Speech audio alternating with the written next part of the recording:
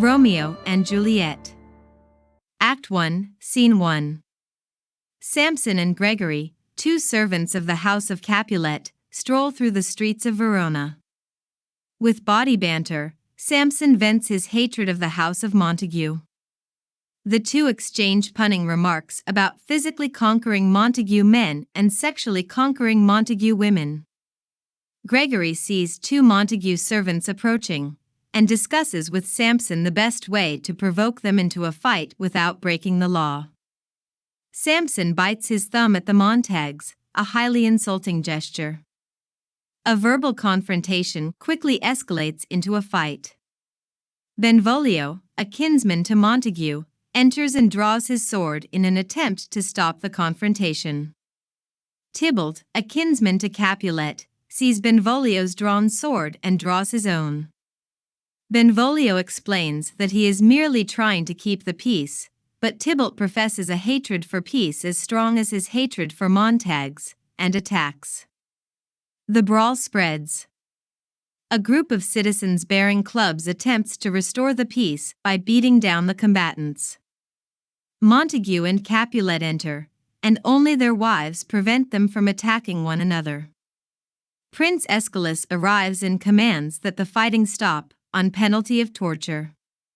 The Capulets and Montagues throw down their weapons.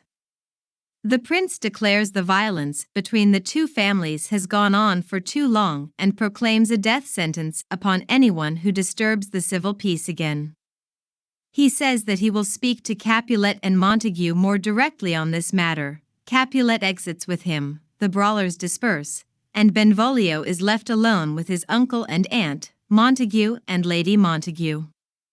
Benvolio describes to Montague how the brawl started. Lady Montague asks whether Benvolio has seen her son, Romeo.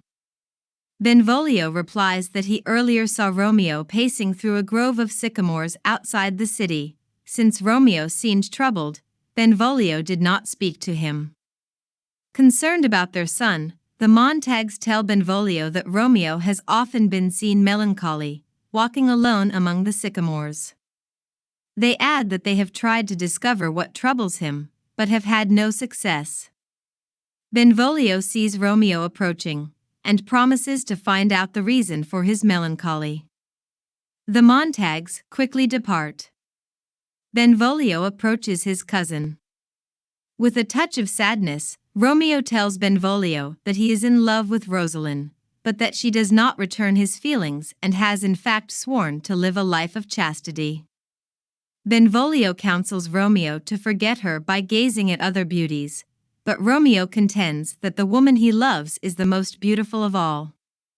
Romeo departs, assuring Benvolio that he cannot teach him to forget his love.